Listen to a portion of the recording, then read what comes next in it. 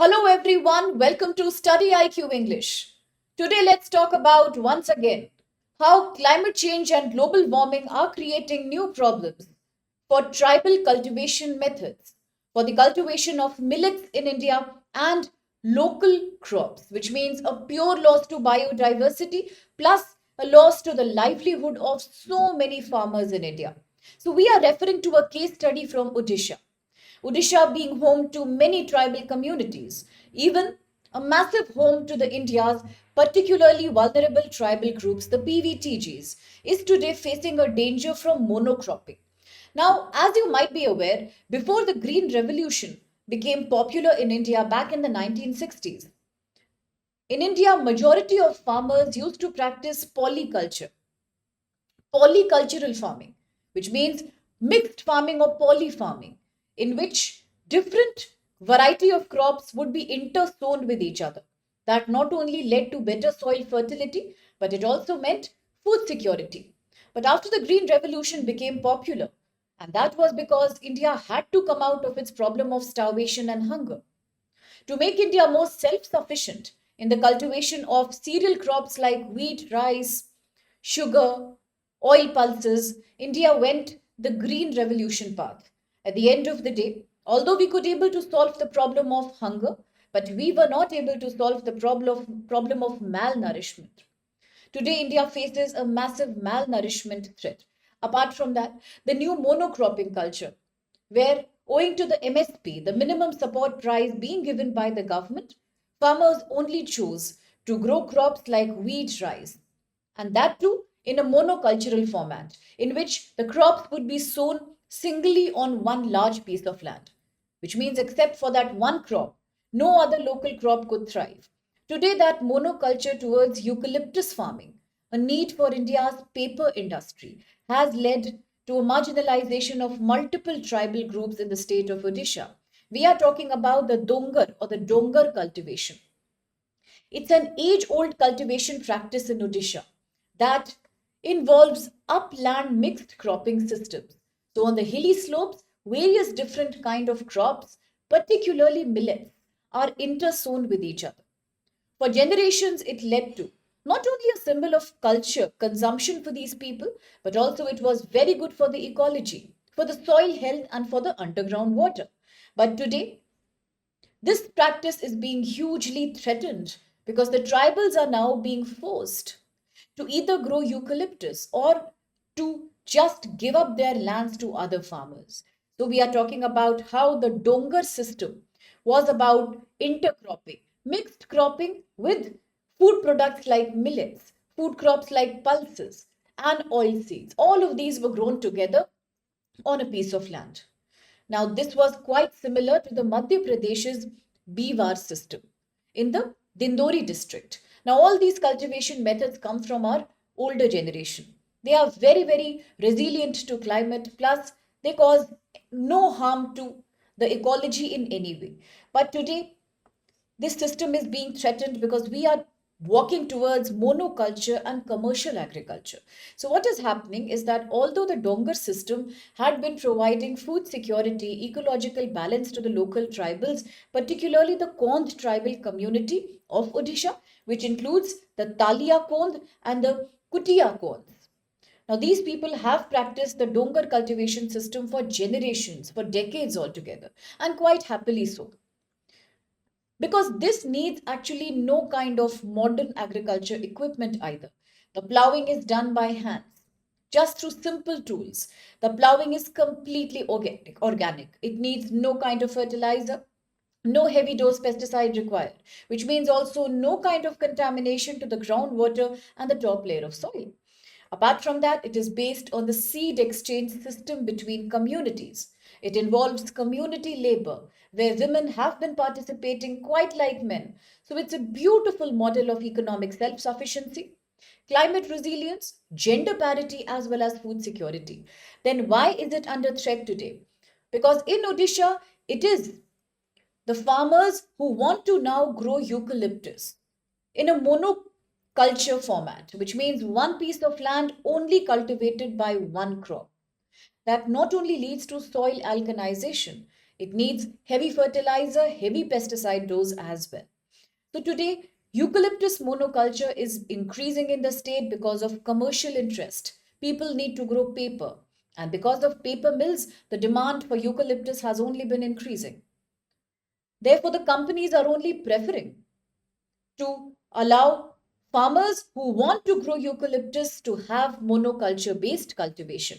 Now, eucalyptus plantations have spread so much in Odisha right now that from the lowland to upland and even the lands that are the midlands, everywhere eucalyptus is being found in massive numbers. Why? Because the paper mills need that. So plantation crops like eucalyptus are also time taking. They would take about 5 years to mature, which means for a period of 5 years, the farmers will prefer to lease out their land, to rent out their land to those who are agreeing to grow eucalyptus. Ultimately, farmers need a higher return on their land, and that's coming only with eucalyptus. Why would they then want to give off their land on lease to tribal cultivators who are still practicing their traditional, original mixed cropping method of Dongar? That's the problem right now. Farmers are easily able to get a good income. Now, we are talking about farmers who have a large ownership of land here, the medium to large scale farmers. These are deriving about 1500 to 3000 rupees per hectare of profit if they are giving their land on lease to commercial cultivators. The monoculture, therefore, is completely devastating the traditional crops, and it is also reducing uncultivated food sources like tubers. Therefore, what is happening? Today, this shift that is taking place from a very tribal, resilient, polycultural system to an extremely commercial, monocultural based agriculture, yes, it is a massive threat to food diversity. Few years later, we know as the soil loses its fertility, its capacity to grow more, we will experience a lack of food. Similarly, soil degradation is becoming very common, quite like in the states of Tamil Nadu, Punjab, Haryana, UP, where soil alkalization has been threateningly on the rise. Even in states like Odisha, owing to commercial monoculture of eucalyptus, that's what we are going to see. It is leading to ecological imbalance in the upland and the midland areas of the state. And there are massive problems associated with eucalyptus monoculture. One of them, of course, is that it reduces the area available for millet, pulses, and tuber crops. But these are also the ones which provide nutrition. These are also the ones which are climate friendly and give a steady income to the farmers. But today there is no scope of growing them. Secondly, farmers start depending too much on public distribution systems because now they do not have enough food security. Similarly, the farmers will grow products like tamarind, which further endorse land degradation and a loss of nutrition, of course. Then we have the loss of tribal food diversity. For generations, the tribals have known to kept India's unique culture alive through their unique culture practices, through their very, very special food practices. Now, let's remember that tribals are a major contributor to India's millet production. India is heralded as the millet capital of the world. Why? Because of tribal participation in traditional agriculture and millet cultivation. But with ecological impacts of eucalyptus growing, soil will become infertile. It will need more pesticides, more fertilizer. Which tribal community will be able to afford these expensive inputs in the long term? No one. Similarly, water stress. Now, naturally, when you grow eucalyptus, there is a higher demand of water. It's a water intensive crop. That means the groundwater levels that are already in the sharp decline, especially in Tamil Nadu, will further be stressed in states like Odisha as well. Then, talking about biodiversity decline and monoculture will definitely make us more prone to climate crisis in the long term. Just recently, we saw the reports. The reports are confirming that the global warming is increasing at an unprecedented state. The oceans are melting to about 4.4 millimeters per year, very unexpected. And now comes the threat of monoculture. So it is a grave danger to not only tribal life and livelihood, but also in general for the whole society. Now, economically talking, the youth of the Kond community in Odisha, therefore, they are also shifting away from Dongar cultivation. Is it not like a culture erosion of our tribes? Is it not paradoxical that we talk about the National Commission of Scheduled Tribes, we talk about the fifth and the sixth schedule, we talk about TriFed, who is trying to support the tribal population by selling their unique products, minor forest products. On the one hand, we do so much. On the other hand, we are creating a situation where youth tribal will no longer carry on the customs of their ancestral generations. And therefore, what is happening now? It is the tribal farmers who are losing everything, because the landowners will always prefer giving off their land to mill cultivators, not to the tribals. So, not only the tribal problem, but also it is about India's general food problem. Let's remember the Food and Agriculture Organization, the FAO, had declared 2023 as the International Year of Millets. This was quite in tune with India's commitment to improve, expand the cultivation of millets, because we had two reasons for that. One was to preserve our climate, because millets are climate friendly crops. They do not need much water, they do not need any external inputs like fertilizer or pesticide on a large scale. They are quite friendly to the land and water. Second, we are also concerned about the rising disease burden on India.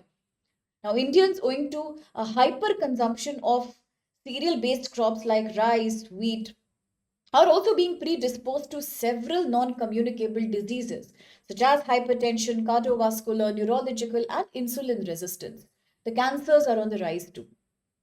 Hence, we know the only solution for human health and for climate health could be the millets. Now, let's remember India accounts for 20% of the total global millet production and 80% of Asia millet production.